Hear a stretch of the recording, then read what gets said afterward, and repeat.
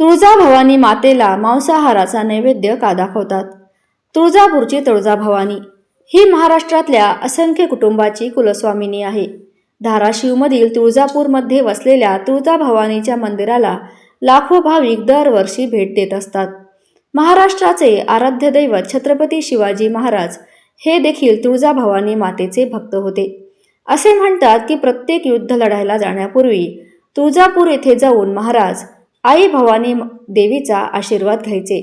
माता तुळजाभवानीने छत्रपती शिवाजी महाराजांना एक भव्य तलवार बहाल केली, जिच्या जोरावर त्यांनी अगणित युद्ध जिंकली आणि हिंदवी स्वराज्य निर्माण केलं. अशा या तुळजाभवानी देवीबाबत आणखी एक गोष्ट सांगितली जाते, ती म्हणजे तुळजापूरच्या तुळजाभवानीला मांसाहाराचा नैवेद्य दाखवला जातो. पण तुळजाभवानीला मांसाहाराचा नैवेद्य का दाखवतात? तुळजाभवानीला हा नैवेद्य दाखवला जातो का? तुळजाभवानी मातेचा इतिहास नक्की काय आहे? तर तुळजाभवानी ही कृतयुगात अनुभूतीसाठी, त्रातायुगात प्रभू श्रीरामांसाठी, द्वापारयुगात धर्मराज युधिष्ठिरांसाठी आणि कलियुगात छत्रपती शिवरायांसाठी आशीर्वादरूपी ठरलेली आहे. देवीबाबत अशी एक आख्यायिका सांगितली जाते की कर्दम ऋषींच्या निधनानंतर त्यांची पत्नी अनुभूती ही सती जाणार होती, पण आपल्या मुलांसाठी तिने निर्णय बदलला. एक दिवस ती नदीच्या काठी तपश्चर्या करत बसलेली होती, पण त्यावेळी तिथे कुपर नावाचा राक्षस तिच्याकडे वाईट नजरेने पाहत होता. या राक्षसापासून वाचावं म्हणून अनुभूतीने आदिमायेला प्रार्थना केली. तिच्या रक्षणासाठी आदिमाया तिथे प्रकट झाली. आदिमाया आणि राक्षस यांच्यामध्ये युद्ध झालं आणि आदिमायानं राक्षसांचा वध केला. आदिमायानं आपले रक्षण केलं म्हणून तपस्वी अनुभूतीनं देवीला पर्वतावर राहण्याची विनंती केली आणि तिच्या या विनंतीला ऐकून देवीने होकार दिला. त्यानंतर देवीने अनुभूतीच्या विनंतीवर यमुनाचल रूप बालाघाट या पर्वतावरती अखंड वास्तव्य केलं आणि याच बालाघाट डोंगराच्या वरच्या यमुनाचल या डोंगरावरती तिचं मंदिर बांधलं, जे तुळजापुरात आहे. आता तुळजाभवानीच्या मंदिराचा इतिहास काय आहे हे आपण जाणूया. आदी शंकराचार्यांनी मातेची मूर्ती ही श्रीयंत्रावरती उभी केल्याचं सांगितलं जातं. मंदिराचा गर्भगृह, सभामंडप, गोमुख कल्लोळ, तीर्थ, होमकुंड इत्यादी मंदिर परिसरातील अवशेषावरण हे मंदिर 13व्या शतकात बांधलं गेलं असावं असं सांगितलं जातं. देवीचं हे मंदिर हेमाडपंथी पद्धतीने बांधलेलं असून त्यावर कोरीव कामही करण्यात आलेलं आहे. मातेची मंदिरातील मूर्ती ही काळ्या पाषाणाची आहे. मूर्तीचे वैशिष्ट्य म्हणजे ही मूर्ती स्वयंभू आहे. 3 फूट उंचीची आहे. देवीच्या पाठीवरती वानाचा भाता आहे आणि देवीच्या मुखाच्या उजव्या आणि डाव्या अंगाला चंद्र आणि सूर्य आहेत. देवीचा उजवा पाय हा महिषासूर राक्षसावर आहे, तर डावा पाय जमिनीवर आहे आणि या 2 पायांच्या मध्ये महिषासूर राक्षसाचे मस्तक आहे. मार्कंडेय ऋषी आणि सिंह हे देवीच्या उजव्या बाजूला, तर कर्दम ऋषींची पत्नी अनुभूती ही देवीच्या डाव्या बाजूला पाहायला मिळते. देवीच्या मूर्तीची सगळ्यात महत्त्वाची गोष्ट म्हणजे देवीची मूर्ती एकाच ठिकाणी ठेवली गेली नाहीये. म्हणजे देवीची मूर्ती कोणत्याही ठिकाणी ठेवता येते आणि कोणत्याही दिशेने ठेवता येते. त्यामुळे या मूर्तीला जलमूर्ती असेही म्हणतात. देवीची मूर्ती वर्षातून 3 वेळा मंदिरातून बाहेर काढली जाते, कारण वर्षातले 3 दिवस अत्यंत विशेष मानले जातात आणि देवीला प्रदक्षिणा करण्यासाठी मंदिराबाहेर नेलं जातं. या प्रसंगी मातेची मूर्ती मंदिराभोवती फिरवली जाते. याशिवाय तुळजाभवानी मातेचे नगर हे माहेर, तर तुळजापूर हे सासर समजण्यात येतं. यामागचं मुख्य कारण दसऱ्याच्या दिवशी मूर्ती ही नगरहून आणलेल्या पालखीतनं सीमोल्लंघन करते आणि येथून आणलेल्या नवीन पलंगावर 5 दिवस निद्रा घेते. जवळजवळ 500 वर्षांची परंपरा लाभलेल्या या सासर माहेरच्या नात्याची नाळ आजही तुटलेली नाहीये, हे महत्त्वाचे आहे. आता देवीला नैवेद्य कशासाठी हे जाणून घेऊया. महत्त्वाचा भाग तो म्हणजे देवीच्या नैवेद्याचा.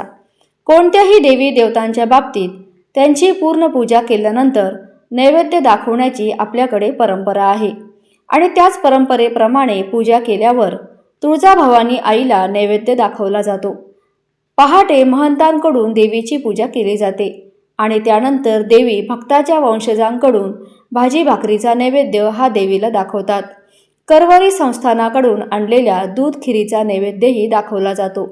यासोबतच अभिषेक, वस्त्रालंकार या मुख्य गोष्टी होतात आणि देवीला पुरणपोळी, गोड भात, पापड, कोथिंबीर चटणीचा नैवेद्य दाखवला जातो. या सगळ्या नैवेद्यानंतर आई तुळजाभवानीला पाणी पाजून पंचपक्वान्नाचा विड्याचा नैवेद्य दाखवतात.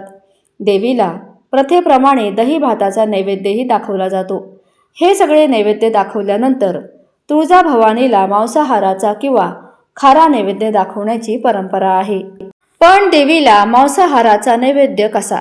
तर याची देखील एक कथा आहे. महिषासूर नावाचा राक्षस हा देवी देवतांना त्रास देत होता. तेव्हा सगळे देवी देव एकत्र आले. त्यांनी ब्रह्मा, विष्णू आणि महेश यांच्याकडे या राक्षसापासून वाचवण्याची विनंती केली. ब्रह्मा, विष्णू आणि महेश या तिघांनी मिळून तेजाचा अतिप्रचंड अग्नी संपत निर्माण केला आणि या प्रचंड तेजाच्या रूपानं तुळजाभवानी देवी साकार झाली. महिषासुराशी युद्ध करून जेव्हा दसऱ्याच्या दिवशी त्याचा वध होणार होता तेव्हा तो देवीला शरण आला. माझं गर्वहरण झाले असं म्हणून त्याने आपल्या 2 इच्छा देवीसमोर मांडल्या. त्यातली पहिली इच्छा म्हणजे त्याचं नाव देवीच्या आधी घेतलं जावं आणि दुसरी इच्छा म्हणजे त्याला मांसाहाराचा नैवेद्य दाखवला जावा. देवीनं त्याच्या दोन्ही इच्छा मान्य केल्या. म्हणूनच पहिल्या इच्छेप्रमाणे देवीचे नाव हे महिषासूर मर्दानी असं घेतलं जातं. तर दुसऱ्या इच्छेप्रमाणे दसऱ्याला मांसाहाराचा नैवेद्य हा देवीच्या पायाशी असलेल्या महिषासुराला दाखवतात. हा नैवेद्य खालून वर असा दाखवला जातो, पण पूर्ण मुखाजवळ नेला जात नाही. त्या मांसाहाराचा नैवेद्य हा देवीला नसून पायाशी असणाऱ्या महिषासूर नावाच्या राक्षसाला दाखवला जातो. देवीला फक्त शाकाहाराचा नैवेद्य असतो, परंतु या दिवशी घरोघरी मांसाहाराचा नैवेद्य बनतो. याशिवाय आणखी एक मांसाहाराची कथा आहे. नवरात्रीनंतर भैरवनाथाला रम्य स्थान पाहण्यासाठी दंडकारण्यात देवीने पाठवले. तिथे आल्यावर तो देवीने त्याला पाठवले तेच विसरला आणि तेव्हा देवीने रागावून त्याला विचारलं, कशासाठी पाठवलं होतं आणि काय करत आहात? त्यावेळी देवीची त्यानं क्षमा मागितली. मग देवी तिथे विराजमान झाली आणि तिच्या रक्षणासाठी अष्टभैरव तिच्या समोर राहिले. तो दिवस दिवाळीचा होता आणि म्हणून दिवाळीचा नैवेद्य हा काळ भैरवनाथाला मांसाहारी नैवेद्य दाखवला जातो आणि देवीलाही तोच नैवेद्य असतो आणि पाडव्याला पुरणपोळीचा नैवेद्य असतो. तर अशा प्रकारे तुळजाभवानी मातेला मांसाहारी नैवेद्य दाखवण्याची प्रथा आणि परंपरा सुद्धा आहे. तुळजाभवानी देवीच्या उपासनेत शारदीय नवरात्रीला खूप महत्त्व आहे. या प्रसंगी देवीच्या मंदिरात मोठ्या उत्साहाचे आयोजन होते आणि हा उत्सव मोठ्या भक्तिभावात आणि पारंपरिक पद्धतीने साजरा केला जातो. अश्विन प्रतिपदेपासून सप्टेंबर-ऑक्टोबर हा शारदीय उत्सवात सुरू होतो. त्यामुळे पौराणिक कथेनुसार महिषासूर त्याच्यासोबत 9 दिवस चाललेल्या घनघोर युद्धानंतर दमलेल्या देवीनं निद्रा घेण्यासाठी मंचकी जाते. नवरात्र संपताच 10व्या दिवशी विजयादशमीला सण असतो. त्यावेळेस श्री तुळजाभवानी मातेची मूर्ती ही मंदिर परिसरामधील पिंपळाच्या पानावर आणून पालखीमध्ये ठेवून मंदिर प्रदक्षिणा करण्यात येते. तर भाविक हळदी कुंकवाची उधळण श्री तुळजाभवानी देवीच्या पालखीवर करतात. या उत्सवात लाखो भाविक सहभागी होतात. छत्रपती शिवाजी महाराजांनी भवानी मातेच्या चरणी अर्पण केलेली सोन्याची पुतळ्यांची माळ आजही देवीच्या मुख्य अलंकारांपैकी एक आहे. श्री तुळजाभवानी मातेचा छबिना म्हणजे श्री तुळजाभवानी मातेचा उत्सव मूर्ती. एका चांदीच्या मेघडंबरीमध्ये व श्रीदेवीच्या अनेक वाहनांपैकी एका वाहनावर श्रीदेवीची चांदीची मूर्ती व पादुका ठेवून मंदिराभोवती एक प्रदक्षिणा पूर्ण करतात. त्याला छबिना असे म्हणतात. श्री तुळजाभवानी मातेचा छबिना प्रत्येक मंगळवार पौर्णिमेच्या 1 दिवस आधी आणि पौर्णिमा या दिवशी आणि त्यानंतर 1 दिवस अशा प्रकारे करण्यात येतो. अश्विन कोजागिरी पौर्णिमेच्या अगोदर दिवसाचा छबिना हा दिवाळी पाडव्याच्या दिवशी काढण्यात येतो. फाल्गुन पौर्णिमेचा छबिना गुढीपाडव्याच्या दिवशी काढण्यात येतो. श्री तुळजाभवानी मातेच्या वर्षातील 21 दिवस निद्रा काळातील छबिना काढला जात नाही. श्री तुळजाभवानी माता ही जागृत देवस्थान असून या छबिना उत्सवामध्ये ज्या ठिकाणी छबिना उभा राहतो त्या ठिकाणी तुळजापूर क्षेत्राच्या बाजूतील सर्व गावांच्या शिवा येतात। या शिवावर उभे राहून सर्व जगताच्या रक्षणासाठी व कल्याणासाठी माता उभी राहते। इथे उभी राहून सारे जग पाहते व जगताचे कल्याण करते, म्हणून छबिना उत्सव काढण्यात येतो।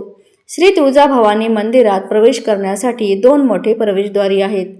ते एका प्रवेशद्वारास राजश्री शहाजी महाद्वार तर दुसऱ्या प्रवेशद्वाराला राजमाता जिजाऊ महाद्वार असे नाव देण्यात आले आहे। देवीच्या मंदिरात जाण्यासाठी दगडी पायऱ्या आहेत। पायऱ्या उतरून खाली गेल्यावर गोमुख तीर्थ आहे, तिथे दर्शनाला जाण्यापूर्वी भाविक स्नान करतात, तसेच हातपाय धुतात। समोर कल्लोळ तीर्थ आहे। देवीच्या स्नानासाठी तिथे 3 तीर्थ एकत्र आली असे कल्लोळ तीर्थाच्या बाबतीत सांगितले जाते। मंदिराच्या मुख्य द्वारापाशी भव्य सोंडेचा सिद्धिविनायक आहे। इथेच आदिशक्ती, आदिमाया व अन्नपूर्णा देवीचे मंदिरही आहे। त्याचबरोबर आदिमाया शक्ती पाठीमागे मातंगी देवीचे मंदिर असून श्री दत्त मंदिर, यमाई देवी, जेजुरी खंडोबा मंदिर ही मंदिरे देखील इथे आहेत। व्हिडिओ आवडल्यास लाईक, शेअर, सबस्क्राईब अवश्य करा। धन्यवाद।